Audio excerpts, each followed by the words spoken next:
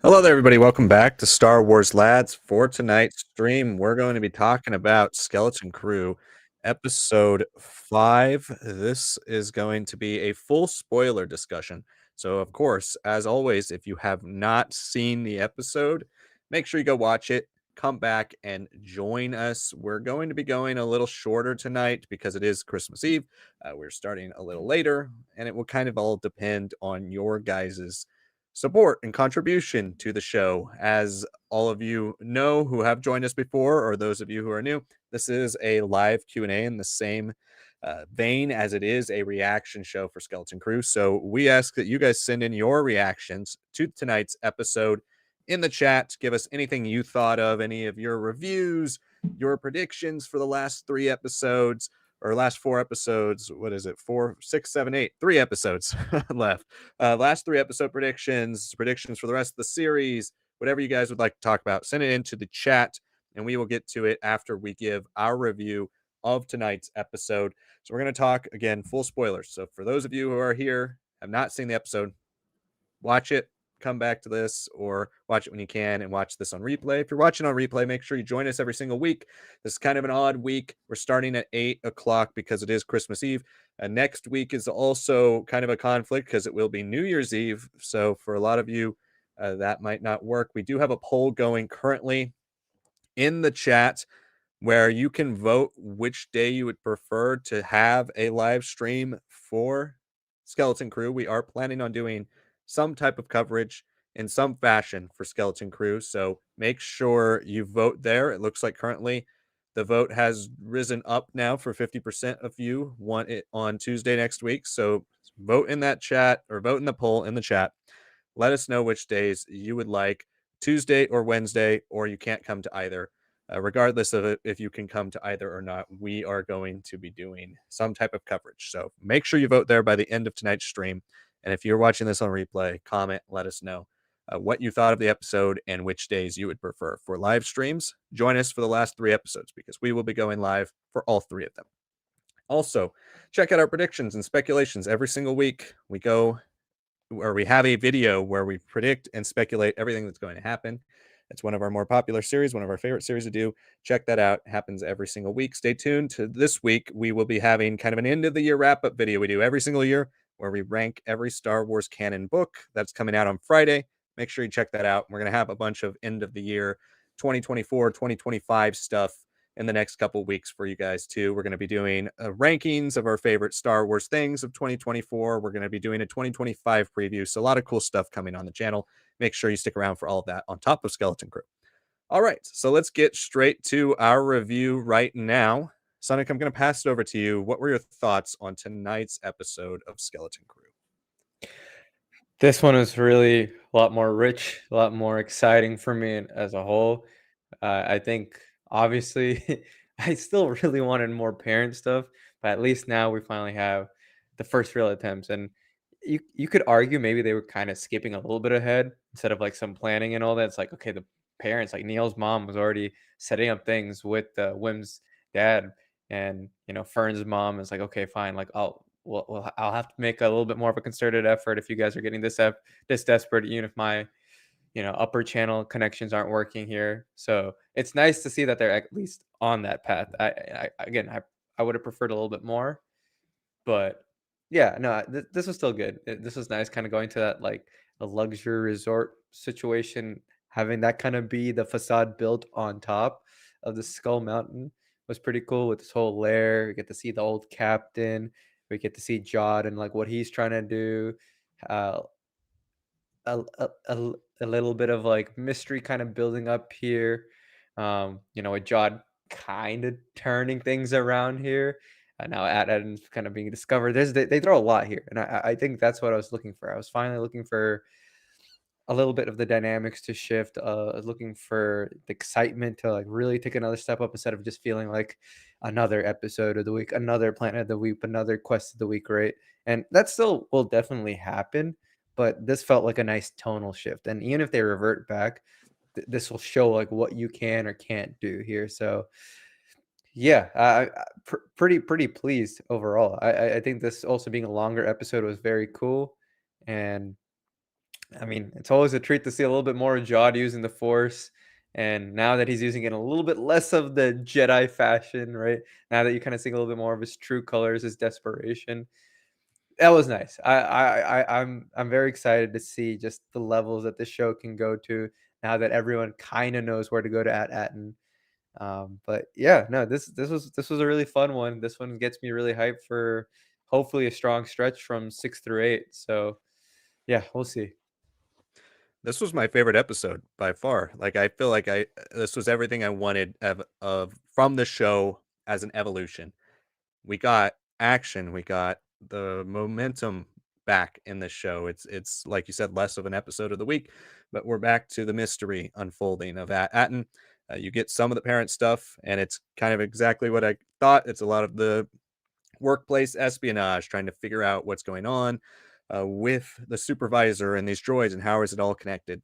I thought all of that was really fun, and then to now take go from that story and then ramp up the humor. This episode really ramped up the humor. The dynamics were started they started to be settled in the last episode. You have Neil, kind of a more defined character now.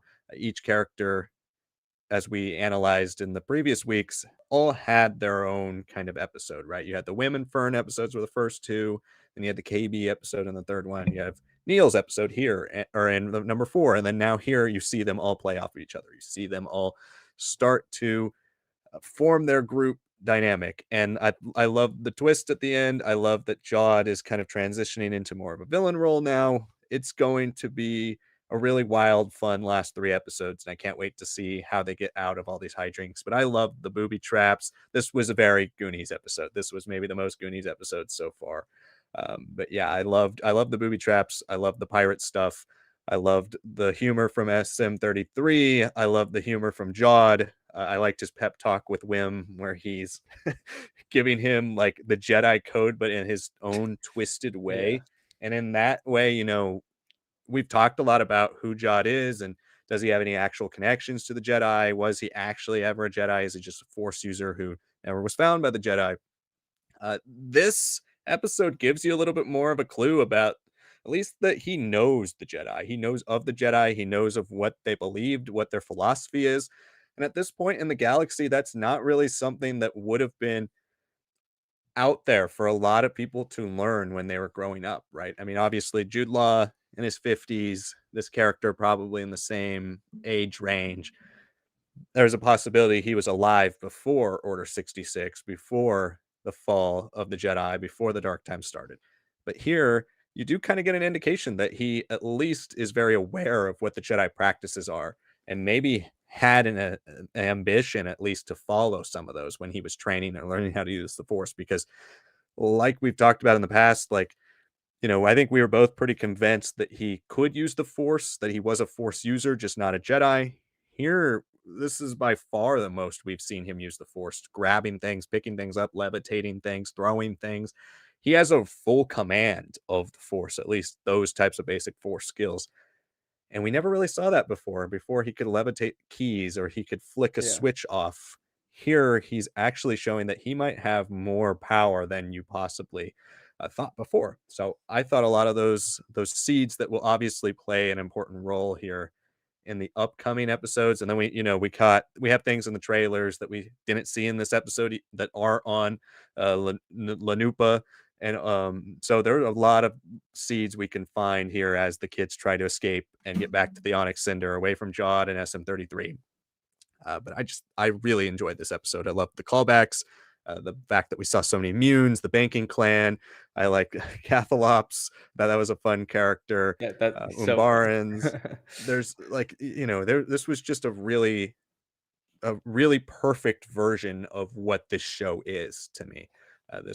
I thought this was a great episode. So I really enjoyed it as well. Let us know again what you guys think in the chat. We're going to be taking your guys' chats here for the next 45 minutes or so until we get to the end of our stream, going about an hour or so tonight. So make sure you guys send in your chats. Supers do bump you up to the top of the chat. And if you are a member, you also get priority access in the chat. If you want to become a member, join our Patreon, link in every description of every video, every live. Check it out. There are a lot of perks for lives. There are also a lot of perks for other videos and interacting with us directly. So make sure you check all that stuff out. Let's get into the chat and start off with the top chat, which is Anthony Tiff, who says, "Hope you guys have a good stream. Just wanted to wish you guys a Merry Christmas and a Happy New Year." Merry Christmas, Anthony. Happy New Year to you as well. Hope you're having a great day and have a great day tomorrow. Have a great rest of the year and a great new year into 2025. Yeah, happy New Year, Merry Christmas, whatever holidays you celebrate. It's a time of family, a time of settling in, hopefully having nice cozy vibes and watching Star Wars like Skeleton Crew or whatever rocks your boat for Star Wars or any sort of Star Wars, fun little things you can do. Like Liam's got his Yoda Santa hat. That's it's a nice season to just kind of combine everything. I know the holiday card for Star Wars has gone out too, so yeah, we're really now finally in full swings of it. Yeah, absolutely. Anthony says there are a lot of great references in this episode. The Nile symbol, Renaud was a Nile, so no wonder he was a good pirate. Yeah, you caught some of those references. I loved the introduction of this character, Tac Renaud. I think learning more about him, obviously, he is somebody of fair import, I think, because they didn't show his face in the transmission. They were very secretive about what he looks like and what kind of went down. I loved SM33's story time where he's giving him the whole backstory, but this is a droid who's incredibly broken and didn't remember anything last episode. So you might not be able to trust him entirely when it comes to his recount of everything that went on. So I'm very curious about the mystery of Tac Renaud and what happens to this guy and what what his affiliation with Atten or the rest of this mystery is, or do we just take it at face value? I mean, I think my speculation meter went off for sure when we get the hologram, but you can't see his face at all. And he's sitting there cloaked with, a big hood on and he's hunched over. He did have, your typical pirate accent, which is an accent that we haven't really heard any other character have, but we'll see what connections they try to make or references they try to make to the rest of the Star Wars lore through this character. I really appreciated finally getting to know who the captain was of SM33 and the Onyx Cinder. Yeah, and I think the fun thing about the captain is like he almost comes off intentionally quirky, intentionally a little bit softer than like how Jod is. I think it's definitely there for the contrast of like when he's staring at that, and then he's like, "All right, it's time for me to take over." Like if there truly is treasure here, no more playing Mr. Sleazy but fairly nice guy, right? He turns the switch, he turns on the dime, and you can make the argument that he's not necessarily all that monstrous. He is trying to like have Fern yield to him on a technicality, even if he does have to physically threaten her with the knife and all. But yeah, no, I mean, I think you're right that hidden face could mean that it could be like someone that we do kind of know. I mean, it'd be hilarious if it's like a Hondo, right? And like this is just like some scrambled up version, and this is just like a way for him to bring in some traps and see who could follow in his footsteps to be a potential next man up for what maybe his old crew or whatever crew he's in post Rebels, right? Maybe he's already fully in the shipping business on Batu. I don't know, but it's going to be interesting regardless of who it is. It could definitely be someone new. I don't know if it's necessarily that we can't have a new person, but I would expect that if it is going to be someone new, that we start seeing them pop up like almost immediately in other media. Like it can't be just like Gorian Shard in Mando season 3. Like he's dead, obviously. But if he's kind of sort of affiliated with Silvo and maybe just like a predecessor that like helped shape up this whole thing, right?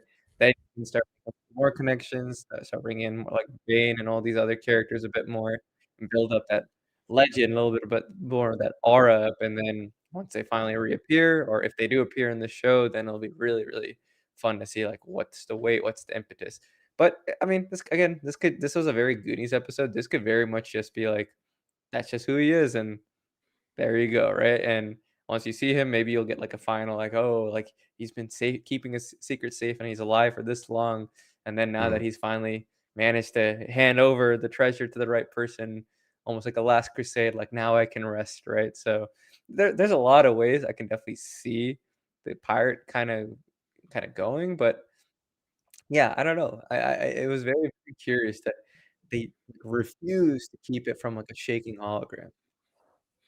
Yeah, I mean, I think where I'm leaning towards right now with one of the connections possibly there is that he's the supervisor, or at least related to the supervisor, that he Mm, escaped and that he took over at Atten, maybe took control of at Atten. Like, I think as we start to get further through the show, the two central mysteries right now are the supervisor and what that person, droid, being is doing. And I think a lot of the memories around SM-33. How does he misremember things? How does he relate to history, right? Because we have so many references to Old Republic. We did get some High Republic things here. It's not necessarily that symbol isn't necessarily Nile. It's similar, but I don't think yeah, it looks exactly because Nile has like the four lines, and this is yeah, just kind of almost a credit looking symbol. Um, but regardless, the lightsaber was very gold. It looked very High Republic when Wim picks up that lightsaber. So I think there are going to be references. So, and you know, I'm tempted to say that the pirate Renaud is somebody has a relative recency to this story, right? It may be Republic era, it may be end of High Republic era, it may be maybe early Dark Times era, but it's somebody that is a legend enough to stand the test of time, but not necessarily. I don't think somebody who necessarily lived in the Old Republic. Like, I don't think it necessarily has to be somebody who was around 1,000 years ago. I think this captain, Renaud, could be somebody who was a legend in the early days of the period of the Republic that we know from the prequels, right? Between the transition, maybe the Acolyte era, between the transition between High Republic and Republic. We don't have any real date for that character. We do find out, though, one big important thing about Atten, the fact that it's a mint planet. We do get confirmation that it is the Old Republic last mint planet, so it is directly connected to the Old Republic. Another little tidbit, too, I meant to mention in our review that I pulled out as well is when Wim's dad and Fern's mom are talking, they know that Atten is hidden from the rest of the galaxy, which I yeah, thought was interesting because the kids don't know that, right? So is that something that's relatively familiar to the parents? Is that kind of like they're part of the brainwashing in this society? Is they're taught and they grow up to learn the fact that they have to make sure that the kids all follow the rules and follow the structure and follow the society to the letter? I don't know, that I thought that was an interesting little detail that was kind of in the subtext of their conversation, is that Wim's dad is like, "This will get beyond the barrier, and nobody will be able to find at Atten." I thought that was an interesting sentence that he gave, so, I think another little clue overall to maybe the identity of this captain and the identity of the supervisor. Next up, we have Anthony, who says, I'm wondering if Jod maybe was a Jedi because he has so many names and seems to have his own take on not having attachments.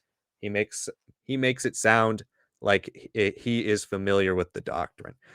Yeah, that's what I was kind of saying in our review too, is I get the feeling that he's at least familiar with the Jedi doctrine, whether he attempted to become a self-made Jedi at one point, whether he was a youngling or early Padawan when the temple fell, when the order fell during Order 66, or whether he just came from either Jedi parents or came from a lineage of people who followed and worshiped the Jedi, maybe Church of the Force, like we've seen the Santekas in the sequel era, people like that who follow and appreciate and love the Force and the ideas of the light side of the Force, but don't necessarily practice as a Jedi.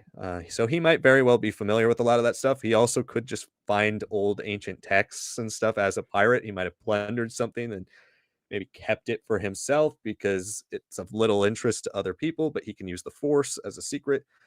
I still don't necessarily 100 I don't really believe that he was an actual member of the Jedi Order. The I think the highest level that he could have been, in my opinion, that makes sense is like a early apprentice. After that, I don't know, I just think I don't like the idea of connecting him back to the Jedi Order. I still won't necessarily love it if we do it, just I don't like all these people surviving Order 66 randomly, but if there's a decent reason, I'm sure it can work, but, I like the idea mostly of him having Jedi parents, or at least having a father or a mother who was a Jedi, kind of passing some of these teachings down to him. Maybe he saw his parents get killed by the Empire, and he retreated into being a pirate and having to have a rough childhood where he has to look out for himself, use his abilities to survive, and that's why he twists the Jedi beliefs and Jedi religion to fit his own philosophy of looking out for number one, basically. And I think we'll definitely get more about him in the next few episodes. Yeah, and I think you do bring up a good point. Like, why do another Order 66? That's like a common complaint from the fandom. That was kind of like that at the late Legends era when there was just so many popping up in comics and books. And that was at least kind of, like, passable because you've already done things like the Force Unleashed and all that that have, like, blown open the era in terms of power scaling, in terms of just how many threats there are to the Emperor and Vader. But canon has mostly kept things controlled. Even when there are situations, they're either inconveniently out of the galaxy, like Ezra killed off and, saving others like Kanan, right? It's really just been Ahsoka that's stuck around, right? Everything else has for the most part, been characters that if they do continue, it's because they were already in the movies or they're been living such a long life and the stories that they can focus on don't necessarily have to be about being a Jedi anymore. They can kind of go into a different path and disappear or fade away in their own kind of way, right? And I think that's where Jod, if he just becomes a Jedi apprentice, like okay, like fine, like the timeline would work, but I don't want it to be like, "Oh, this was this person from the Obi-Wan Kenobi flashback next to Riva. That was actually like I would not want that, right? Like that's adding too much to keep track of, and it's like, all right, well, the less we continue to connect every single show together, it's probably the better thing for Star Wars, right? And I feel the same way about like Force users. They don't all have to be Order 66 survivors. Like not every Jedi's got to be traumatized. He might simply just be wary of being a Jedi because, like you said, it could have been his mother or something. There's been rumors of like the show had casted someone named Haley Webb for Nina Nanawood, and maybe like that's like his aunt or his mother or sister or something who was an actual Jedi, and then maybe he witnesses that, and then at that point maybe he just doesn't have the force. Maybe that triggers his latency to come out when he's like a 13, 14-year old, but it's already 3, 4 years into the state of the galaxy under the Empire, right? So is he necessarily going to be hunted down? Not if anyone finds out, right? If they eliminate the Jedi and he can keep it hidden while that's happening, damn, there's your way of keeping it as closely tied into Order 66 and all the Jedi Order trilogy without making him a Jedi. You could also do the other thing where it's like you put him in like a Rail Avra situation where he's a little older than he even looks right now. And I mean, I know he's in his 50s, actually Jude Law, but he still looks great. It's really the hairstyle. If you give him like a nice little like mullet or something, he probably looks like early 40s at his best, right? So you could play up his age any which direction you want. You can make him be actually no, he's closer to 60 something, right? And maybe he's like a real Avros where he was kind of exiled or he took a bearish vow or he's done something that's disconnected him. And then in the whole mess of Order 66, he manages to slip away and hide away and then finds himself with the life of pirates, which let's be honest, I don't think Palpatine and Vader are looking at that, right? They're looking for people trying to be super hidden and secretive and all that. And if anything, being almost the opposite, being loud, boisterous, completely about the degenerate life, about robbing people and taking all these big prizes and making a scene, that doesn't necessarily bring attention. So sometimes you can hide by being in plain sight. So maybe that's a direction they can go. So yeah, I think both of us are in agreement that no Order 66. It's really just about how we're gonna age him, if we're gonna use family connections or not. if it was literally just like, oh, he found like a hollow book about all this stuff and all these like famous Jedi quotes and stuff, that'd be even worse to me than having it be Order at that point, make him Order 66. He needs to have something that gives him a reason for understanding, being able to develop skills in such a way. Because I mean, we look at Luke in the comics and canon and all that, he struggles with telekinesis for a long, long time. Even Empire Strikes Back, his first scene is him barely being able to pull that out. You could play that off as parlor tricks for Jod for the first couple episodes, but here he was, like, gracefully, like, floating Wim's little hollow pad back to him and all that. I'm like, "Okay, maybe he's got a little bit more than we expect," right? And, yeah, it is really, like, how much he's shown so far or not that does bring up everyone being like, "Oh, he must be Order 66 because of his technical level," but there are ways to work around it being, something that he doesn't have to be an Order 66 Jedi. Yeah, absolutely. There are plenty of things that you can do to fix that just minor constant inconsistency. And that leads us into our super chat from Anthony. And thank you so much for supporting the show, Anthony. We really appreciate you joining us every single week and discussing the show and sending in these chats. Really helps us out with the channel. Anthony says, weren't there many Jedi and legends that survived into Order 66, like Crook, Ram Koda? What about Celeste Moore? Asherad Het, I'll throw out there as well. There's so many that survived. But that was also one of the biggest criticisms for a lot of people Yeah, around the EU after Revenge of the Sith was you're supposed to have this big triumph of Vader and Palpatine. And mhm, then now we've got people not just living slightly past Order 66, but living into the Legacy era, living into the original trilogy, living past the point where they all were able to evade Vader's hunt when he was supposed to be the one that destroys the Jedi once and for all, yeah. except for Obi-Wan and Yoda.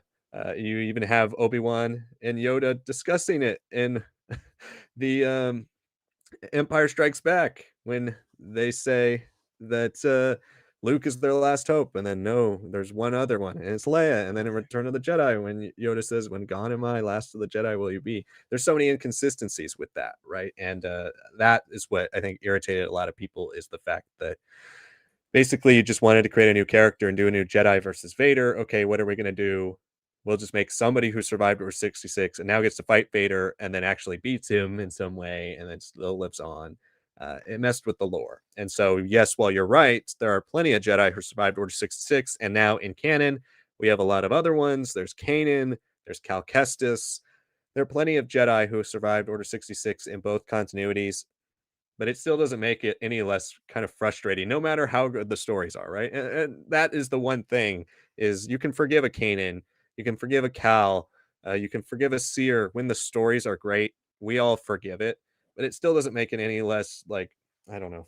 To me, frustrating the fact that it's supposed to be the Jedi purge, you end the Jedi, and how many of them are going to survive. And even though you give it thoughtful reasons, right? Like they could be on a planet far off away from Coruscant where Anakin is destroying the Jedi, and it's up to the clones, and the clones weren't flawless. There can be a lot of logical reasons, but it still doesn't make me love it anymore. So I would prefer him to be the maybe the child of Force sensitives, the child of former Jedi, or somebody who just was looking for their way in life and maybe came across the Jedi religion. And because he's in the underworld, because there's pirates, he's able to practice and do these things on his own. So, yeah, I would prefer one of those two things. Money is probably on the fact that he's an Order 66 survivor. It is the one that would make or be the easiest to connect for most people. The majority of the audiences watching this show, right, would put those two things together quickest. So that would be the simplest answer. I just am hoping that they go a little beyond that and try to come up with something creative for a way for Force sensitives to live on beyond Order 66 without them being affiliated with the Jedi. Yeah, and I mean, Anthony, you bring up, like, Karuk, a little okay, whatever. Ram Koda, like, yeah, it's a very easy way for him to just be like, "Hey, I'm basically kind of racist to these clones, and that's why I only have like these what becomes eventually like the Alderanian honor guard and all that. It's like, yeah, only human conscripts, right? And that's how he survives. It's like, okay, sure, but I mean, everything with the Force Unleashed, you gotta. you got to see it as like they really push Legends to the extremes, every characterization, power, everything. So I don't think about it. But then you bring up something like Celeste Morn, right? Celeste Morn, with the with Jedi Vector Mhm. comics jumping from the Old Republic period to the Imperial Dark Age to the Star Wars Legacy era. Like that's a character that kind of works because of Mirror Talisman and all that doesn't necessarily dictate the character to be an Order 66 survivor. Just someone that is almost like brought up back constantly over these huge, huge leaps of time. That's not something a Vader and a Palpatine are less necessarily going for. Another great example of a Jedi that I think is fine for Order 66 is like an Ode Banar, who's from Dark Empire to he's on us, says he's what everyone thinks is a tree, but that's literally how he like put up all his power and like almost like tree hibernated after so many thousands of years after Tales of the Jedi, right? So in those situations, it doesn't really matter because I don't count those Jedi happening during Order 66, right? Like I don't really count them as people that are going to be hunted down.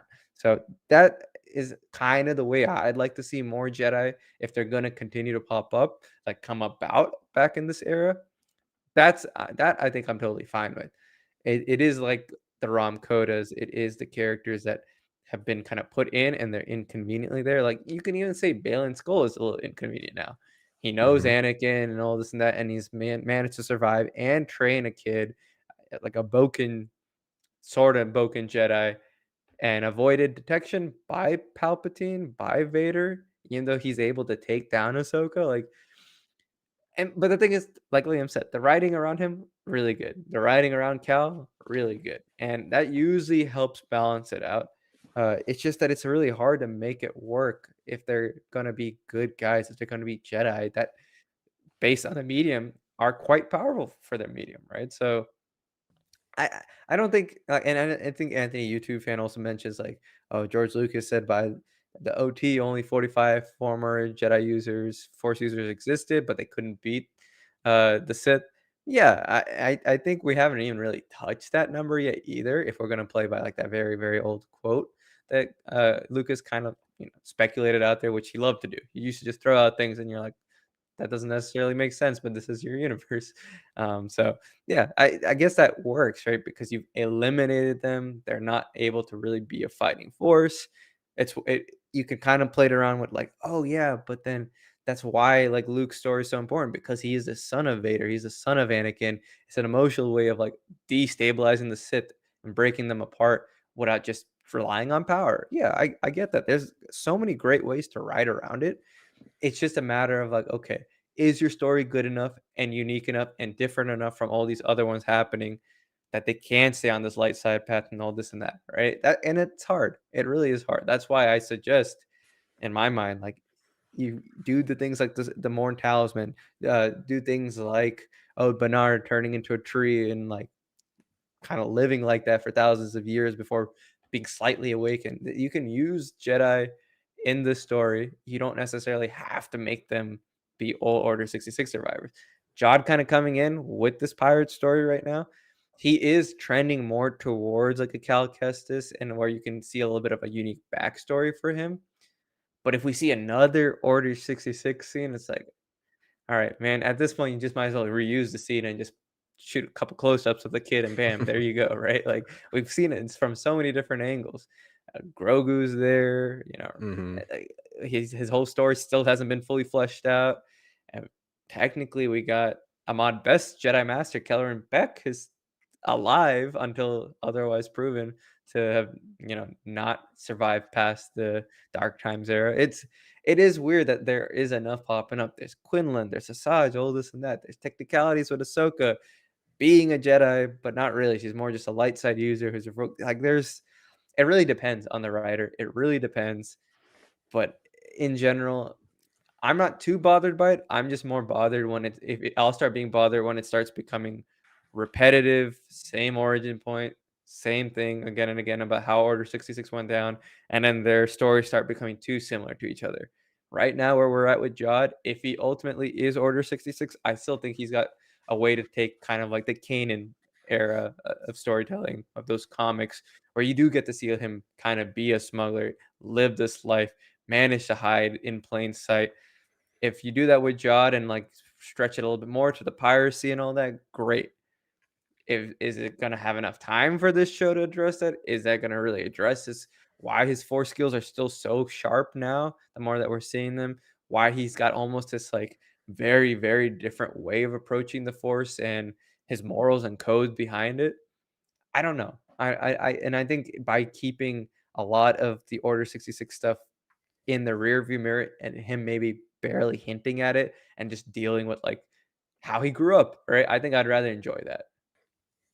I would too, and I think it just to me, it's fairly lazy just to be Order 66 every single time, and I get it. It can be good, but it just doesn't. This specific character doesn't really need that connection. No. That's the thing that would be a little more frustrating to me. We're gonna say all this now, right? It's gonna happen. Everybody will enjoy it.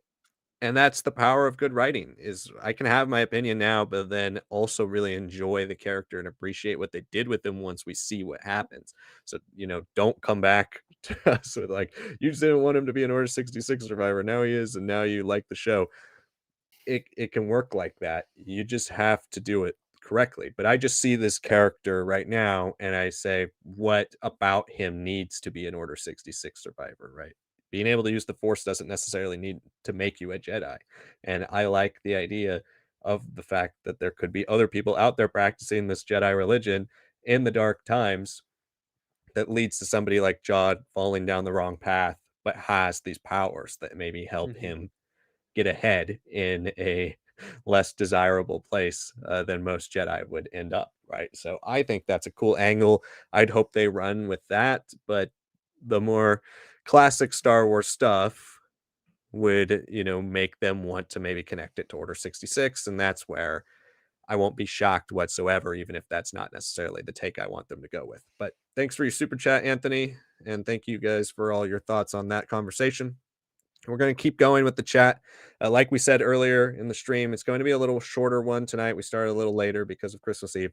So make sure you send in your chats and send in your supers if you want to make sure you get a chat on tonight's stream. We go first come, first serve. So as we work down the chat, there's no guarantee we will get to everybody, but hopefully we can do our best. Next up, we do have Anthony again, who said the treasure reveal scene looks like the reveal scene from National Treasure. Overall, to me, it was a good episode. I felt sad for the kids when they were betrayed, but you do feel conflict as Jod wants Fern to yield. Yeah, I thought that was a great scene. I really enjoyed his turn. I thought it was a really fantastic performance by Jude Law. I thought he did a great job as you see all those things weigh on his face. You can tell, especially when he has some background as a Jedi philosophy with Jedi philosophy in this show. He initially came from kind of a good place. We talked about how he's going to kind of be that captain with the heart of gold, that pirate with the heart of gold who might stab you in the back, but is never really going to abandon you. And I don't really see that happening. I don't think he's going to take a full villain turn in this show, but I think he is obviously going to completely lose his trust. You have the entire episode, really the last 4 episodes, everybody saying, don't trust him. And then, of course, you have that turn. So I expected it in this episode. I did expect him to turn on them, especially when you get to about halfway through and everybody keeps saying, don't trust him. But I thought it was really well done. I thought the performance really made it. And I really enjoyed their little standoff between Fern and Jod. And I really I laughed at Wim's moment with the lightsaber because that was something we all talk about, right? Like the memes of Luke looking into the lightsaber before he's ever touched it. Like it would be so easy for somebody to cut themselves. And I really enjoyed the fact that he turned it on backwards and then he dropped it. I thought that was really fun. I thought the humor was so on point in this week's episode. I thought it was really, really good. Yeah, fully agree. I mean, I think we've been kind of spoiled with how the level of actors have kind of come on board with the Disney Plus universe because a lot of these actors are TV actors, sure, but plenty of them are also big staples now in movie business too. And if anything, it's kinda interesting to see, like, a lot of these big TV stars who were critical darlings on AMC shows like Breaking Bad and all that, Game of Thrones on HBO, kinda come in and now they're becoming movie stars because of, like, just the money that there is with stars once you kinda join in, like, relatively, they've had a good run of things, right? Even the shows have been uneven or not, it's usually elevated a lot of the profiles for a lot of actors, even if it hasn't done supremely well, so yeah, I mean, and even the ones that haven't so far, the jury's still out. Maybe Book of Boba Fett really pushes to once he kinda comes back for maybe Mandalorian Grogu, maybe we get to see a little bit more of, uh, Amandla Stenberg in a couple of years. She's had a very steady career. The Acolyte is a damper for her because it's got canceled, but maybe you get to see her in some other sci-fi show or movie because of her performance there, and that becomes a critical darling for her, right? We don't know. It's been pretty interesting seeing the Disney Plus era, how it's mostly been a positive for a lot of actors for, like, redemption stories for the prequel actors, a little bit of, like, a power scaling for some of these guys with their Hollywood rep, but Jude Law almost is like one of those actors that doesn't need any of this. Like, he simply is like, "I like Star Wars. As a kid, I kinda wanted to come in." But he's been a TV star. Like, he's been doing stuff like The Young Pope and all that, so he's been in TV for a while, but even before that, so many movies, right? He's so versatile. So, when that twist, that turn really started happening, where he's just kinda, like, staring off, I'm like, "Man, like, I know the music's changing, but how is he gonna, like, deliver this?" And he's walking that yeah, it's like a trapeze artist. Like, it's the balance that he pulls off where he still has some, like, emotional connection and emotional luggage now with these kids, but he's like, "No, man, like, I still have been mutinied by my old crew. I burnt them up in acid outside, and these kids keep getting on my nerves, like, but I do feel like things have changed a little bit, and they've gotten me closer to." Like, it's like all the rumbles of the emotions, the feelings, everything that he's wanted in his life of piracy is kind of coming through these kids, and that's a hard thing for him to swallow. So the only thing he feels like he can do is almost like to take control, and I think it was just done so well. So well. And then that put that little spice on top of, like, Wim, you don't know what you're doing, and then Wim just I thought he honestly pricked his foot with the lightsaber, and he's gonna, like, "Ah," just, like, scramble off, but yeah, no, Jude Law, he was having fun with this show. Now, when you see a scene like that, you're like, "Oh, he's like an actor." I think people forget that because he's been around 25, 30 years almost now, but he's so good. He is, he's great, and he's really taken a turn in this episode. I'm glad he seems to be maybe a bigger role now for the rest of the show. I think next episode you might take a little step back from him as the kids try to work their way into either catching him or figuring out where he went, or he's going to walk off with SM-33. But we know, from the trailer, I've been waiting to see the shot of the X-wings in that we see in the trailer, and it is on this planet Yeah. on Lanupa. So we'll see. Maybe that's next episode, and we'll see the everything go to the head between the pirates and the New Republic, and see how these kids try to escape this planet and get back to Atten, and what that takes for the New Republic now to be on their trail. It'll be interesting. We have a super chat from Toydarian Dan. Happy holidays to the lads. Thank you so much for your donation to the channel and for joining us for tonight's stream. We really appreciate it. Happy holidays to all of you out there. Merry Christmas to all of you.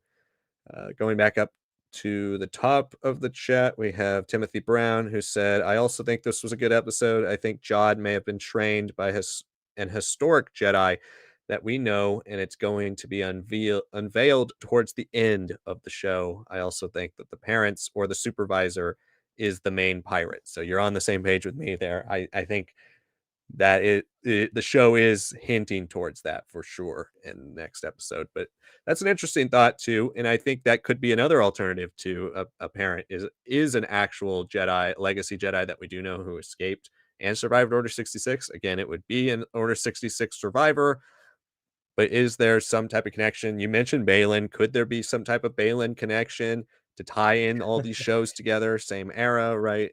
Could there be connections to other Jedi that we haven't seen in a long time, or maybe EU Jedi that we know survived originally, but then haven't been in canon?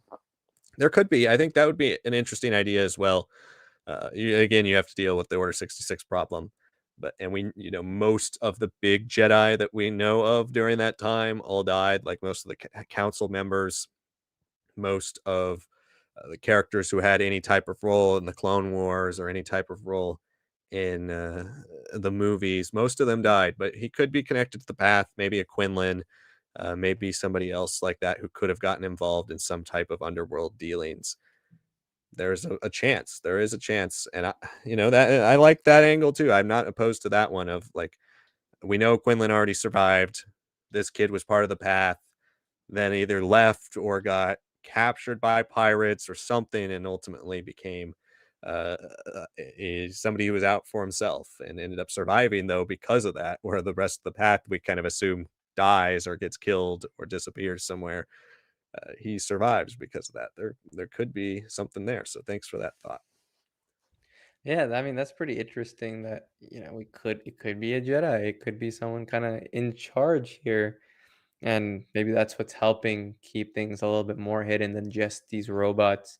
Like they might deal with all the technical stuff, but maybe it is like a Jedi that is keeping everyone complacent until they reach a certain age, and once they transition to like adulthood and work life and on at and yeah. But then there's the whole question I think that kind of throws a wrench into is like, well, if it is a Jedi, then what about at Akron? Like, what about all these other at planets? Like, would they not be able to have contact, or are these other Jedi? Are there more than one Jedi or something? I don't know, and it could be pretty interesting if it is pirates, like a pirate's lair, and this was just repurposed. It's kinda like a little propaganda, like, "Oh, these were originally the Old Republic jewels," but not really, like, I don't know, there's a lot of things that I'm still taking with a grain of salt, and I think questioning exactly who could be the supervisor is just another example. I there's a whole I think the only thing I'm really relying on is, like, the kids, and the kids are like, "What war?" We still remember Alderaan, and it's like, "Okay, well, these are all really interesting things that even if you're hiding, you might find out by picking up on, like, just some sort of radio or like a ham radio that you have on your Star Wars level, like a hollow radio or whatever." So I don't know. I want to say no to kids, honestly. I'm sorry, no to like Jedi. I'm okay to historic Jedi, but how historic we gotta get, I feel like it's not even that. I think it's gotta be a Jedi that's long lived. If you're gonna go for a character that would be fine, who'd wanna kinda keep things as they are, keep things contained to the best of their ability, or would have known about all the stuff, the Great Works, the High Republic, would have had a role in that, and maybe try to keep that, like, mirage almost kinda going. Maybe like an Opal Rancisis. We know he's alive, right? He's a Jedi that kind of likes things as they are. He's always connected. He always knows the history and stuff. We've seen him in the Living Force and all that, and yet we also know that he somehow is alive, right? We don't know what happens of him. I would find it perfect for the setting, especially when we see the Cathalops and all these other very fun alien designs. I would love for the supervisor to be an alien that is also a historic Jedi who would qualify in that, who has a long lifespan, who can kind of out of fear, maybe that's how he's coping and maybe controls things, right? Like that's how I would throw it out if you're trying to connect all these pieces together. And I think it'd be a nice way of like not adding a new Jedi, right? We know he's already a confirmed Order 66 survivor. We just don't know to what level. And this could be a great way and tonally feels like this is a perfect way to use a prequel Jedi that has all of these different connections and possibilities. But hey, I don't know. I just I like throwing out Jedi names that could make sense. I just think when you mention historic Jedi, that does make a little bit more sense to me than an Order 66 Jedi, especially if there are other at planets that have gone to the wayside, and this is just a way of kind of going back to how things were to keep control, to keep facade, to keep yourself protected. That's an interesting thought too. I think what the question was specifically was referencing with this historic Jedi was more who's training Jod. Um, but Oh, I see, I see. I think but I mentioned before, I also think that there could be a possibility that the Jedi, have some type of overall control, or fallen Jedi had an overall control of Atten, but I never thought about somebody more recent going there and taking control, so it's a possibility, and, but I think there is a lot there to discuss too about the droid control of Atten because, like, Emery says here that, Neil's mom really tried, and to that point, we have Fern's mom, who's a sub supervisor, able to shut down a droid and erase its memory, or at least she Right. tries to do it. We don't know if she's fully successful, right? But the humans have a little more power than I kinda expected, right? Especially Mhm. when you first watched this part of the episode, the surveillance angle, the droids being so dominant, all of that is really pressing, around the the entire environment. Everybody's suffocated. They seem like they're completely under control, under the thumb of these droids, and so I thought, "Okay, here's kind of our confirmation almost that we are getting a droid supervisor, that this planet is completely controlled by droids." But then the supervisor, if that's what her title was, I forgot what it was all the way back in in the first one, episode. The sub supervisor is able to shut down the droid, right? So that makes me think, okay, maybe it is they are leaning a little bit more towards the pirate, being the person who's the supervisor now, or somebody else. Back to the original idea of and a legacy of old republic names, some names we've heard before, whether it's politicians or Jedi or fallen Jedi or fallen Sith, or somebody who retreated away from their life, took this planet, hid it from the rest of the galaxy, and just created their own little paradise. I think that's really interesting too. So I think all those are back on the board, where coming into this week and within those first 5 minutes of the episode, I was very much so convinced, yeah, I think we're going with the like AI droid leader of this planet that's Yeah. just controlling everything, creating this utopia and getting kind of rich off of it, using these people to supply energy and create a utopic society for themselves as well. But I think everything's back on the table after a lot of things we see here, especially in just that first like 5 to 6 minutes small clip with the parents. I think that did give a lot more than really, there's a lot of subtext there than what's just on the surface. Yeah, absolutely agree. I don't know where we're gonna go with it, but it's a lot more fascinating now to see that there's gonna be a little bit more push and pull from everybody, and it's gonna be a mad scramble. And I think it's to the benefit of the kids to have people that have some power, right? Once they finally eventually team up, we see picture of William's father on the speeder and everything with the kids. Yeah, once they can kind of piece together what they know, like I've been saying, like the kids will get the mythological, they'll get the kind of personalized story that comes from pirates, the word of mouth, the oral storytelling, and then the parents will get a little bit more of the technical, the reasons, the level of detail constructing at and maintaining its facade, its mirage for so long that once they put it together, then they'll piece together who exactly is the supervisor, why is a situation like this, how do we get out of it, and honestly, should they even get out of it? Because in the Star Wars galaxy, kind of keeping things peaceful and as they are, it's not the worst thing. We have another super chat from Snips for Life. Thank you so much, Snips for Life, for sending in that super chat. Really appreciate it and your support. Snips for Life says, wishing you a very Merry Christmas for all the great shows throughout the year. Thank you so much. We really appreciate that and appreciate you joining our streams tonight and throughout the year. We hope you guys have all had a great time with us in 2024. We're looking forward to 2025. So thank you. And we really appreciate your support. Yep. Thank you to Snips for Life. That was very generous. Thank you as well to Todar and Dan.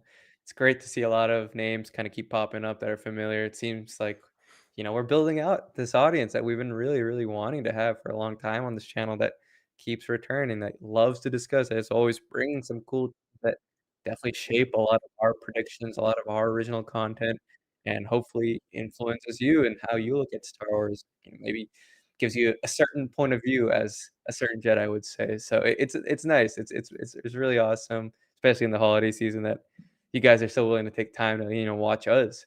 We're trying to hopefully cater to you guys and give some a little bit of entertainment. So thank you very much. Yeah, really glad you guys are enjoying it. So thank you. Back to the chat again. Keep sending in those chats. We're going to try to get through as many as we can. As you've seen in the last couple super chats are the way to get your comment bumped up to the top. So we will answer those first, but before we go off, but we will keep working our way through the chat. First come, first serve as we're going now. So back to where we were, it was Timothy Brown who said, "Nice noticing each of them got an episode. Do you guys think that there is something behind the supervisor, the mystery, and Jod? I think there's something there." Well, we kind of talked about that a lot recently, so I hope we kind of answered your question already. But I definitely think they are reigniting a possible connection to the pirates and the supervisor once again. It was kind of there at the beginning, and it seemed like they kind of ditched it in favor for the droid angle, and now I think it's starting to come back a little bit. So I wouldn't be shocked if it is the pirate, the legendary pirate that came before Renaud. And if it's not him, maybe it's somebody legendary that we know from the Old Republic, or not necessarily that person, but the line. I've been saying a family line. I think we could get names and references and name drops that ultimately give us, hardcore fans, those people who were really into the Old Republic back in the day, maybe first little tidbits of information of the power structure and what was maybe going on in the Old Republican canon, because we really have not seen much of it at all. Yeah, no, I mean, yeah, it's gonna be. I don't know. Yeah, it really is that power structure. Like you said to start off. Yes, I agree. It's nice that every kid kind of is getting a bit of more time individually in the episode. I think no matter what, Fern and Wim are seemingly like two sides of a coin, so they'll always have time in each episode. And last episode was a little bit more Fern at the end there. This time had a little bit more Whim. It's nice. It's good. It's good that like these kids are not like that's a thing that even like a Stranger Things kind of struggled with. Once they kind of had to make Will a character instead of just a plot device. It's like, okay, how do you give him time? And they still struggle with that. They still struggle with their ensemble. And I'm glad the Skeleton Crew hasn't tried to expand the base ensemble too much too rapidly.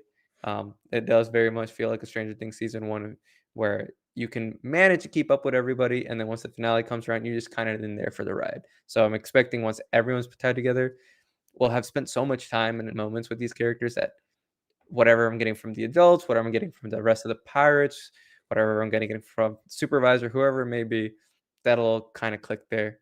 But yeah, I mean, is there something behind the supervisor? Yeah, there's got to be some interesting things, I think, even with the people who understand the structure. Like we said, the parents all seemingly once they become members of the workforce, become adults in at Atten, they find out that they are hidden, that they are being kind of protected, that they shouldn't make any contact, even if they don't agree with it 100%, right? So I'm sure there are things that they know that others don't about Atten, like the pirates. I'm sure there are things that pirates know that are a little bit more than just the little myths and legends. And I'm sure the supervisor, whoever they may be, is pulling the strings with everybody, that nobody knows exactly who, where, why, when, right? And I think that's going to be the really fun thing, that these kids, the Skeleton Crew, are going to be the ones to make it all kind of happen. And we still haven't really heard them say Skeleton Crew. This is the first episode we got the Onyx Cinder. It's the first episode we got the pirate's name, right? I, like, are we gonna assume that this is just like anybody who is on this ship is called the Skeleton Crew? Is it just being called a Skeleton Crew because it's a very small, undermanned operation happening here? I think I'm very excited to see what the name implies, because it could also mean like people who are supposed to be long dead, who are actually alive, who are controlling everything going around, who've been pulling all these different threads here, right? Like I said, I'm still a little confused, honestly, that you get to see in the first episode Fern and KB flying through that restricted area, seemingly not stopped, fast or not. But then Wim is like, "Oh, don't go there." And then, like, "What are you doing here?" And then when Wim's dad is there, they're like on and off. Like, there's not inconsistency, but there seems to be a lot of things that everybody is missing just a piece of the puzzle for. And I think it goes all the way up to the top. I think it goes all the way to how the droids interact and what causes them to flip their switches. It's gonna be super interesting. There's definitely something behind the supervisor. And who knows? The supervisor might be like exactly like a Wizard of Oz situation where it's not even really someone with power. Maybe it is just the skeleton, like a Weekend at Bernie's sort of situation where the droids have been keeping it up, and then someone else has been kind of helping them. Like we don't know. There's so many moving pieces here, and this episode just kind of blew it all open.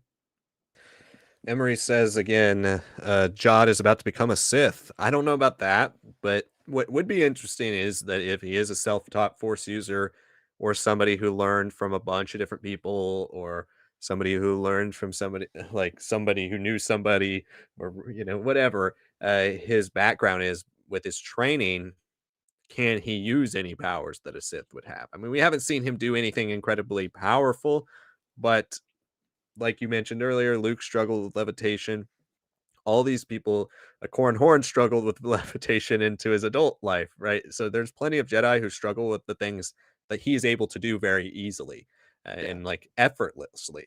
He just does it to show off in this episode a lot of times. So like he could throw the coin if he wanted to into the water, into the acid, but he decides to throw it with the Force. Like he's showing off with his powers a lot in this episode, and so yeah, there is. I'm not going to say he's becoming a Sith, but there's possibility he knows maybe one or two Sith-esque powers, especially if you want to reference to the Old Republic, right? You could do some of the powers that we haven't really seen ever done before outside of the game. Maybe he does something that's a little bit dark side-ish, but I don't think he's going to show up and start shooting lightning out of his hands and have yellow eyes by the next episode. Yeah, all I can now see is that Always Sunny in Philadelphia meme where it's like, and then I started blasting, but like you just have John the moment he turns the switch, he's like, and then I started shooting force lightning and all that. Like I don't see that. That seems a little too crazy. But that lighting is also not doing him any favors at the end of the episode too. Um, but yeah, I think it is a pretty interesting thing to say, like, oh, sit trading, you unironically or not, like that is something that could be like, oh, maybe he was trained by someone who was an inquisitor or like Yeah. escaped from the Inquisitorius, whose philosophy, their code, their way they use the force, no matter how good they are, has changed. This is a great way, like we brought up before, a Balin, like running into him, helping him out for a bit. Maybe they're together and then they kind of go their separate ways because he's trying to like train someone up to be someone of note, of value, of the new future for the Jedi and beyond the Jedi. And this guy's like, ah, man, I like stealing stuff with the Force. This is pretty cool, right? Like, there's a lot of ways that they could have differences and bring them together and separate them. Yeah, I think there's a plenty of possibilities of people also from just like who's to say that he's like entirely relying on Jedi? There's so many other Force cults, the Falanasi. There's so many different people who use the Force that he can observe, learn from, and then if it doesn't really make sense, he can always just look up uh, or like go back to whatever Jedi connection that he may have to kind of put it all together, right? So yeah, I do like the idea that he doesn't necessarily have a strictly Jedi good guy training. Yeah, I like that idea too, and I was going to bring that up as well. It doesn't necessarily make him have to be related to the Jedi. It's really just the show telling us he's Jedi. It's the show constantly referencing Jedi, and the show having him deliver lines that are directly out of the Jedi philosophy in this episode. Now, again, he's a pirate. We're told not to trust him throughout the entire episode. There's a possibility they just know Wim loves the Jedi, is obsessed with the Jedi, is in awe of him because he thinks he's a Jedi, and drops a few things he's read before. He's a swindler. We can't believe Right. anything he says. So, and anything he does. So we'll see how that goes. He could have just said all this stuff just to make Wim trust him.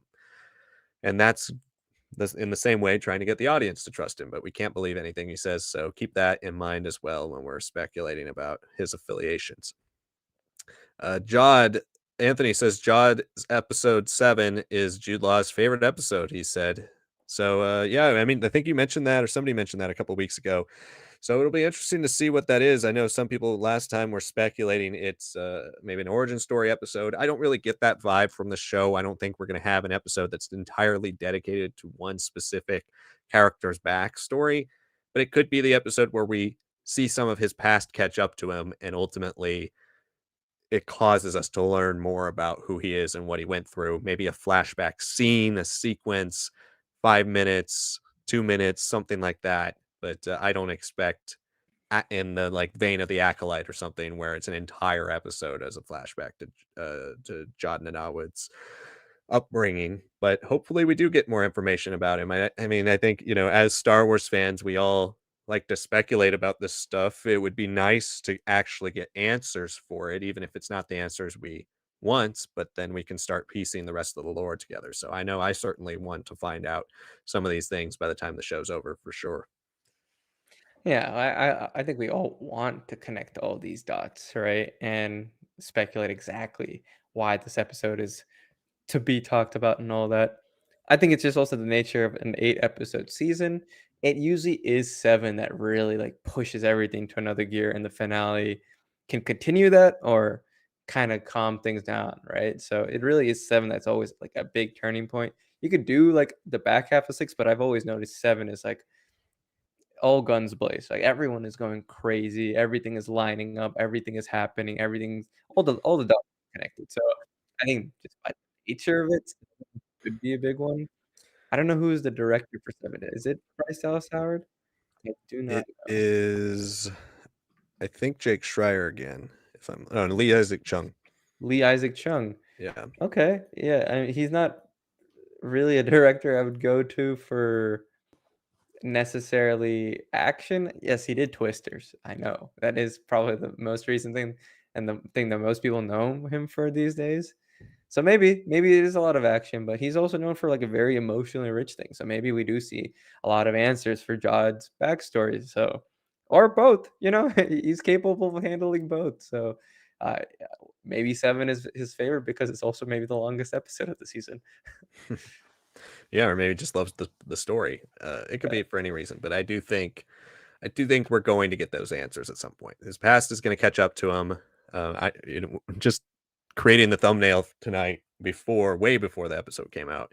I just had a feeling that Brutus was going to be in this episode, so I put him on the thumbnail, and he showed up because that's a plot line that's been hanging for 3 episodes, right? So Yeah. that's going to start working its way back. We're going to start to find more reasons who these pirates are, what's their connection. Obviously, they Mhm. mutinied him, but on top of that, what were some of their other reasons for that? What's his deeper connection to them? When did he start leading them? How did he start leading them? Did he use his powers to manipulate them? I think those types of things will start to come more into the fold, and I hope to get more pirate perspective in the next few episodes because they've just been kind of the impetus for the chase throughout this show. They've been the people on their trail. We haven't really seen them do anything, and I would like to see them do a bit more in this next episode. But I thought they were used perfectly in this one. Oh I yeah. loved I loved when he said turn the acid back on, and then you hear them all like screaming outside, and they're like curse you. It was classic. There's so Yeah. many classic callbacks in this episode. Really loved that. Timothy says, "Let's hold on. Let's think. Thoughts." Trained by maybe who's a prominent Jedi who fled the Order, Ahsoka, or is my time frame off? Your time frame is not off. The only thing that your time frame might be off with is like Ahsoka appearing in the show. Maybe not because we don't know when this takes place in the Mandalorian timeline. And Yeah. obviously, if you've seen the Ahsoka show, she's not in our galaxy or the main Star Wars galaxy right now. So she wouldn't appear, but in a flashback, possibly. But I think if he had any connection to Ahsoka, he would have to truly be Jedi. And he would have fallen pretty far for, and I also just don't necessarily love that one because she's been in so much, she's so prominent that like why would she never bring up this guy ever? And we know like so Ahsoka might be out of all the characters outside of the movies, right? The character that we know the most about in her entire life, especially as one of the lead characters, right? So yeah, I don't think Ahsoka, but you never know. Yeah, I would say no to Ahsoka too, just because even if she is fitting that time frame, that would kind of make him arguably one of his younger apprentices, like when she's herself like 20, 21, when Mhm. she's really doing fulcrum stuff. If you want to say start of the dark times, if we're saying, "Oh, no, it's, like, right during the original trilogy," well, she's kinda stuck on Malachor.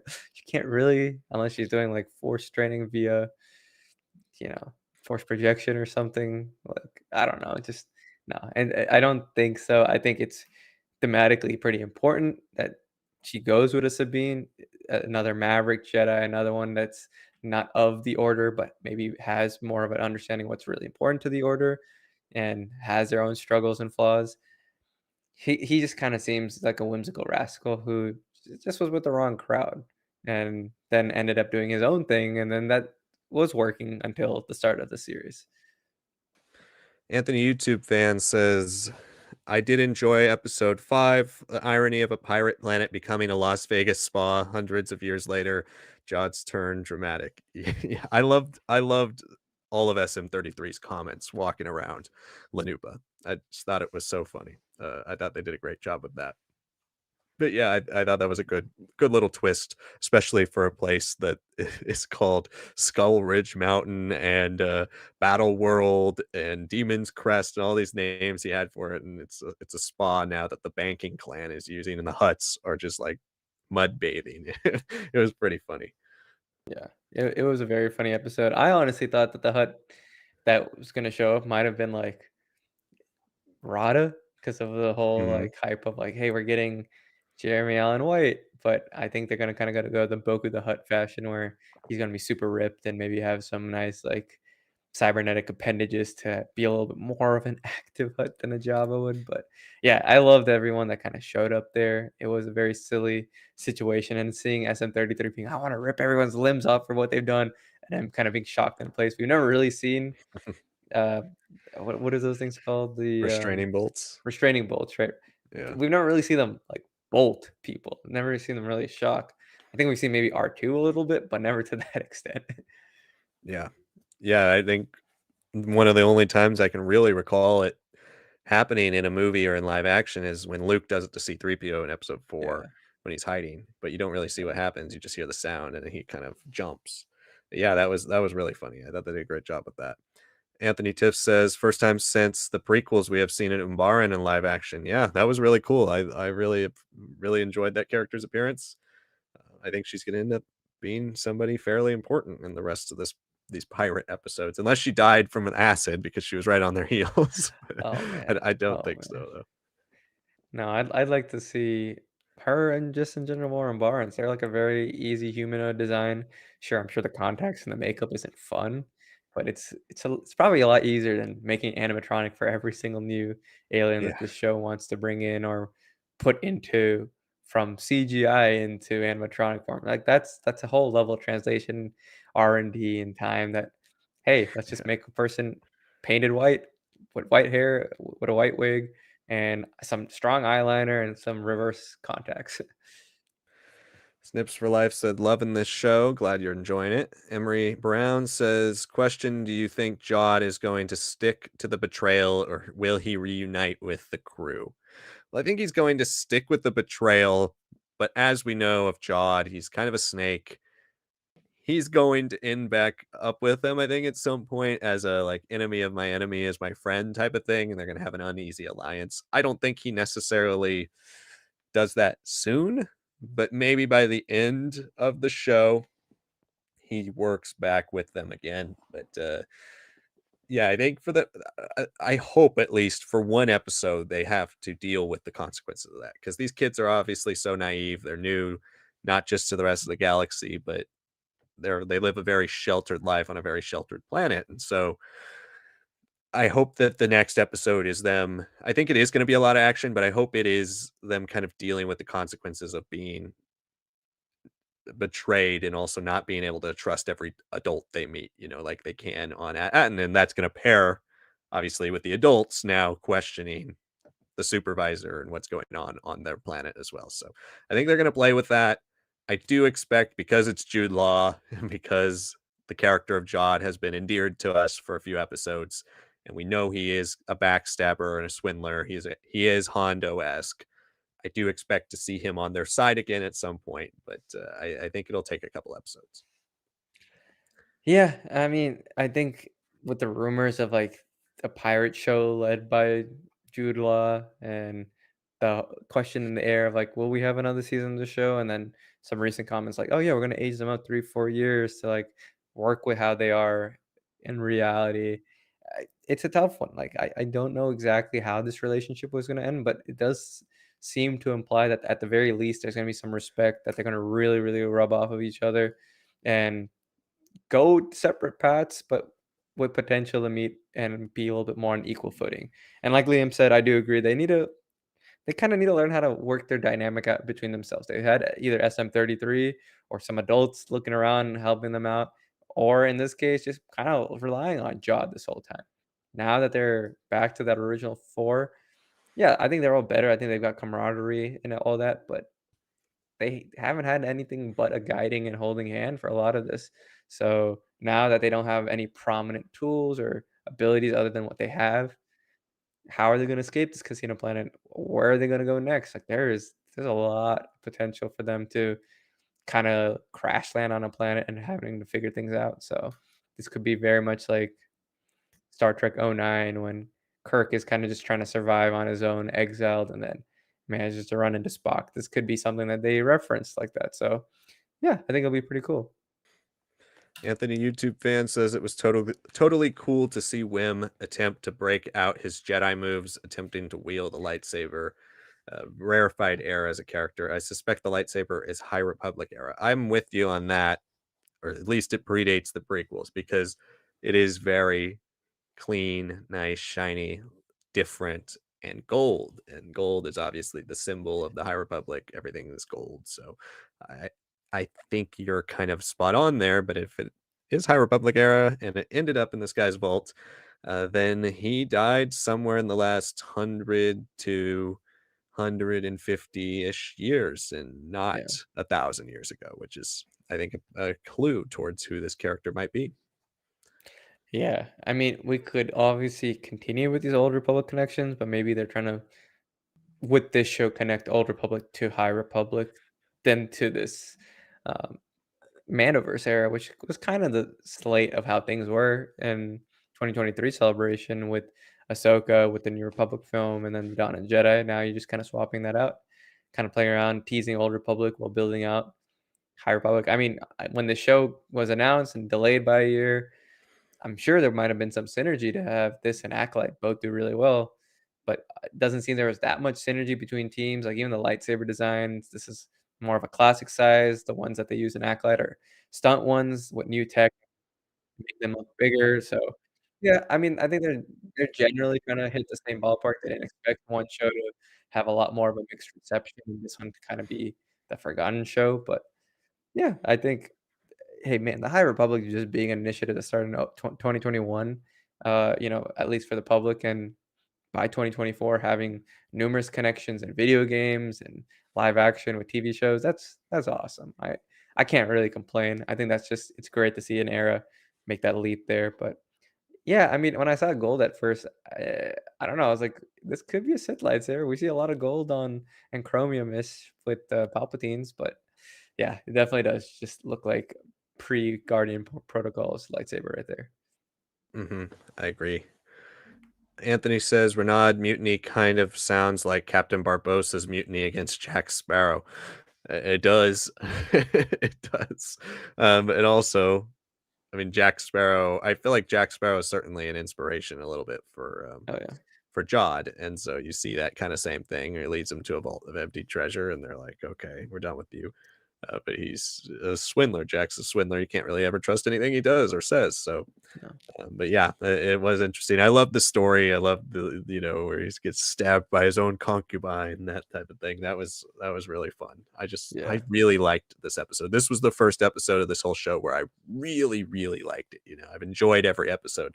But this was the one where I was pretty down with where they're heading and excited now for every week. Yeah, definitely agree. I can only voice the same stuff there. Snips for Life says, "Love the hat. Thank you so much. One of my favorites." Anthony, YouTube fan, says, he will reunite with Captain Fern's crew. He will have to face some things about himself beforehand, though. I envision him wielding that lightsaber in the near future. Great role. That's in reference to Emery's comment about is Jod going to reunite with the rest of the crew? And yeah, I think it could go fairly close to the way you're saying. It's going to be, I think, an enemy is enemy of my enemy is my friend thing, like I said earlier. But I do think he's going to use this lightsaber, and we'll see. I think that'll give us another clue about where he's from, and who trained him, and what he knows how to do. Because even if his parents were Jedi, it doesn't necessarily mean he was trained with a lightsaber. If he was trained by a Force user who was a pirate or something, an ex Jedi who turned into a pirate, all these things don't necessarily allude to the fact that he knows how to use a lightsaber. So we'll see. If he has no idea how to use it, then I think we can assume he's not necessarily Jedi, but or at least Jedi from birth, trained at the temple, all those things. But if he knows how to use it, I think that theory becomes even stronger. Yeah, definitely. And they could also definitely pull a wrench on us because maybe they go with like, hey, let's have him do the very classic pirate thing of like kind of fighting with rapiers, right? Where so he doesn't maybe use the lightsaber like how you'd expect two-handed. Maybe he's a little bit closer to Cal Kestis, one hand lightsaber, one hand pistol. Maybe he's throwing knives while kind of like fencing off and pushing off people and all that. Like there's a lot of ways that they can make him use his lightsaber and be different. And then maybe we'll start seeing thumbnails of people being like, "Is Jod Nanawood related to Count Dooku?" Like we could go just because of the lightsaber styling and lack of hair and stuff like that. But I don't know. We'll see. A British accent. Yeah. Uh, so we're about to wrap up here pretty soon. Again, this is your last call for questions. Keep sending them in. We're gonna again try to get through as many as possible in the chat, but we probably won't get to everybody's. A super chat will get your chat bumped up to the top. We will make sure to get all super chats before we close tonight's stream, but it is coming to a close. So send in those last chats. And if you are watching, we have more people who are watching right now than have liked the video. Make sure you like. It really helps us out, and join us again next week for episode 6 coverage. It looks like right now Tuesday is winning the poll currently with 30 votes. So thank you for voting in that. If you're watching and you haven't voted in that poll, vote for one of the three options, whether you can make it on Tuesday, Wednesday, or you can't make it either day for next week. It is a double holiday, really, next week again with New Year's Eve and New Year's Day.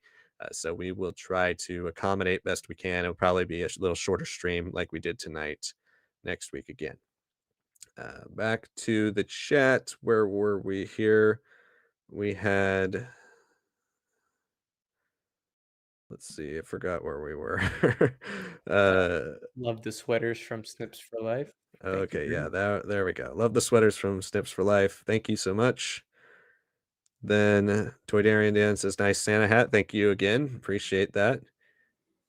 Anthony, YouTube fan, says, wait, are we saying that the symbol of this dead pirate is one related to the Nile? That was supposed to be the lightning bolts of the storm. Didn't catch that. Cool. Well, it could be. I don't necessarily think it is. The Nile lightning bolts, there's like 3 or 4 of them that all go together. In this, there were only 2 lines.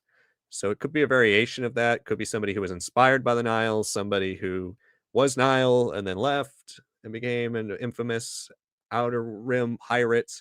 Uh, but the Nile weren't necessarily pirates either. So like they were Yeah. anarchists who Marauders. Yeah. plundered. Yeah. Yeah, marauders who plundered after they destroyed everything. They were more in it for the destruction, and then they took the riches on the side. Where Yeah. pirates are kind of in it for the money first off. They don't really have a thing they care about. And so I don't think it is Nile. I tried to pull it back up. I was scrolling through the stream earlier just to double check, but I didn't see the exact. I see parallels, but I don't see the exact symbol. I don't think it is the same exact one. Yeah. And at the end of the day, I think having like this established base, it's not really the Nile thing, right? Yeah. It's not really a thing to build one out and hoard stuff. It's almost like you could say, okay, like this planet might have been in the occlusion zone and been left over, and like a pirate took over a pirate, like something like that. But I don't know. That doesn't really seem like it doesn't. If it were the case, I feel like the interior would have been like way more like spider webs and stuff like that.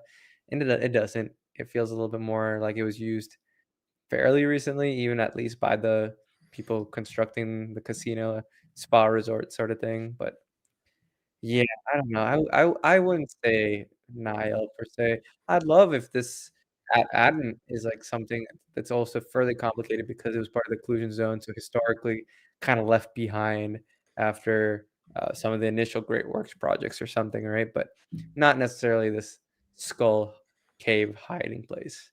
Yeah. Yeah, and I just scrolled back through the episode and found it again, and I was confirming what I originally thought. It's not quite the same. It's similar, but it's not the same.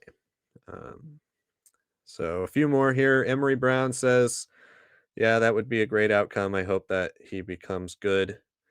I think I don't. I think good will be a point of view, but I think he's going to lean on the more heroic side of the anti-hero Yeah. spectrum." Timothy Brown says, "A known lightsaber, maybe." Of the one we saw in the episode, I'd have to scroll back and look at it a little more closely. I did see, kind of like you were saying, Cynic, a little bit of that Palpatine design, Yeah. because his is very gold, but it doesn't look like one that I've directly remember. But it does. Now that I'm looking at it again, it does look a little more High Republic.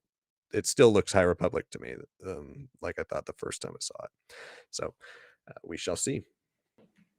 Yeah, I agree. I think it could be, but it's probably just like a High Republic Jedi treasure taken away, and it might have not even been recovered in the High Republic era. It might have just been something that, hey, found it in this nice little raid on this like old outpost.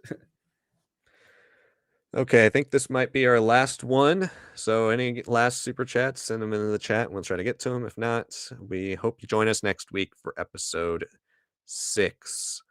So, we've got here Anthony, YouTube fan, who says, I still theorize that Jod has Jedi ancestry going back for generations. I suspect Nina Nana Wood was Jod's aunt, and during the Clone Wars, she found out her nephew exhibited Force powers. It's very much so a possibility. It could be his parents don't have force powers either, and it couldn't just be the child did. I think that's also on the board. Like we see Corin's mom in the Obi-Wan show trying to get Corin to the path, right? It could be somebody like that who's just trying to keep their baby safe. I mean, we see that all the way up into Rebels, 4 years before A New Hope, that parents are having force sensitive children trying to keep them safe. I just think when Jod is born, it has to be somewhere near the beginning of the Dark Times, end of Order 66, if not earlier, right? Because that just would fit his actual age in real life. I would imagine the character is somewhere between early 40s and late 50s in this show. Like I think Jude Yeah. Law, the way he looks and the character he plays, he could fall into any of that 20-year age range. So he could be 60, he could be 40. But I think somebody with that age needs to have been born somewhere around Order 66. And so that could put him in the Jedi Temple. It could put him not in the Jedi Temple. But I think being born, it makes more sense to be born in the age of the Jedi and not have joined the Jedi Order than to be born after Palpatine purged the Jedi and then still remained hidden. Like I think remaining hidden prior to Palpatine taking power would have been a little easier than it would have had you just been born during the time Palpatine was in power and searching, had his Inquisitors hunting and searching for Jedi or Force sensitive children, especially, even more so than adults or teenagers. So I think that probably gave him a little bit of an edge if he could control his powers, whereas children can't control their powers. If he was at an age to control his powers a little bit more by the time Palpatine took over, I think that would make more sense. Yeah, I'm the same boat. I'd like to see if that rumor casting leak kind of turns out to be true, and we do see a flashback, and then we get to see a young Judd. But I haven't really heard anything about a young Jude Law kind of fill in. So yes, no, we don't know the age again, like Liam's saying, but we kind of get a range just with how the ages of the characters that Jude Law plays these days. Plenty of opportunity for him to have something that connects to something. I know someone later down the line is like, "Oh, he's hiding that he was like connected to something that happened in like one of the later movies or series." Like, yeah, maybe, but whatever we have here, what his origin, I don't know, that does seem like it's either we see exactly his POV or we get to see someone else and that he's related to, but isn't himself out in public with using the Force, with that power, with that ability, and maybe it just didn't manifest until something goes wrong. Well, I think that's going to wrap up our stream tonight. Thank you, everybody who joined us for this Christmas Eve stream talking about Skeleton Crew episode 5. We appreciate all of you joining in the conversation. We really appreciate all the super chats and the support for the channel throughout the year and tonight's stream. We'll see you again next week in some form. Again, keep voting or commenting. Right now, Tuesday is winning, so plan on Tuesday's stream again for New Year's Eve. We will see how it goes and how the discussion is and how many people show up. So the length of it will kind of vary upon that, but it will probably be a little shorter stream like we were planning on doing tonight before we got a lot of questions. So make sure you join us and put it on your calendars for next week. Again, like I said at the beginning of the stream, we have a tier list coming out on Friday ranking every Star Wars canon book. We do this every year. This will be updated with 2024 books and the ones we read for the first time this year. So keep an eye out for that. We have a lot more videos coming out here for the next few weeks. Predictions will continue to come out every single week for the latest episodes. So keep an eye out for episode 6 predictions. Check out episode 5s if you didn't check them out already. Shorts are coming out 3 times a week, every week now on Mondays, Tuesdays, and Fridays. Check out shorts. Community polls still going strong. Two polls a day, every day for the rest of the year. So keep an eye out on the community section to vote in your favorite Star Wars character polls. Thank you so much for watching tonight's stream, everybody. Make sure you like, comment, subscribe. Join us every week around 7 o'clock. We will see you all next time. Have a great rest of your night, a great week. Merry Christmas to all of you, and have a good night.